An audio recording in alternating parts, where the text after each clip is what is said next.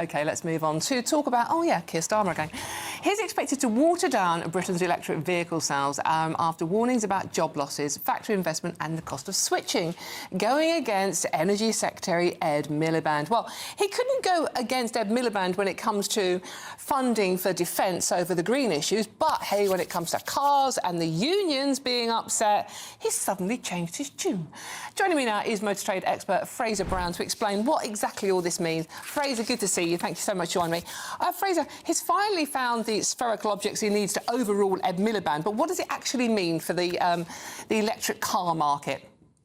OK, I think the biggest thing to highlight with this country is the chaos in politics has a hugely dramatic effect on industrial strategy. So if we look at the Chinese, who go back kind of 20 or 30 years in their planning towards electric vehicle production line creation, they kind of have consistent policy over many, many years. Now, in terms of the ZEV mandate, we've seen this change so many times that as an industry, it's pretty devastating for us, because creating a car, doing the research and development, building a supply chain and a factory takes a decade.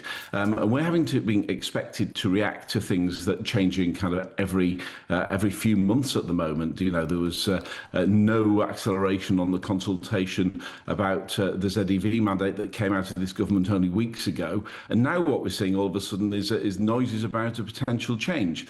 I think it's really important to directly address your question about consumers.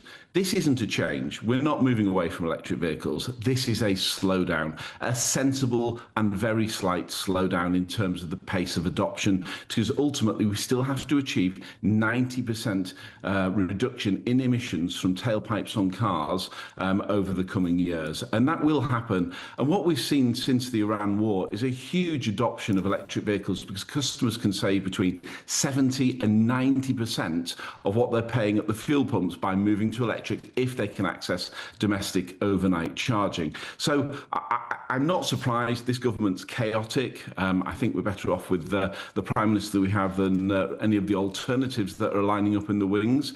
But it doesn't surprise me that they've made a further change. So I think it's probably not bad news for consumers. It's very good news from an industry perspective, because it's back to where we were when Rishi Sunak implemented the slight changes to what were in place that were put in place by Boris Johnson. So from my perspective, it is broadly welcome, but we're on an ever changing path towards electric vehicles anyway. So it's just a slowdown is the way I would see it.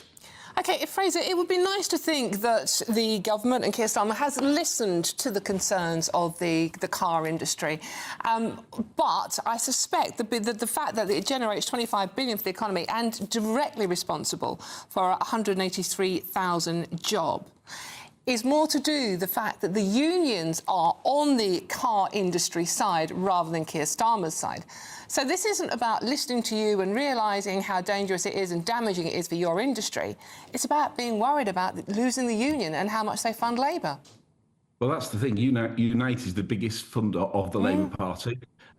Unite pretty much call the shots at the most senior level, and ultimately, you know, the fact that they're talking about this being doing the right thing for the environment and listening to business, this government's pretty much destroyed business. It's destroyed the growth engine of this economy and of the UK, and the amount of tax, minimum wage increases, stealth taxes that are piled on top of us, and then this flip-flopping of industrial strategy.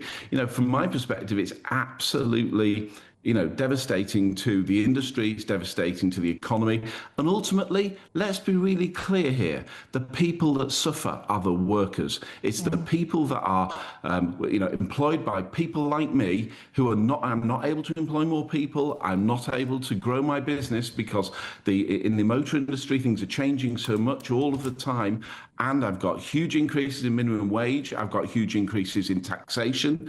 You know, I pay about 5 or 6 times what I earn in tax in terms of all of the taxes they load onto my business. I have VAT at tens of thousands of pounds a month. I have payroll taxes. I have the impact of minimum wage. I have the impact of ongoing corporation tax.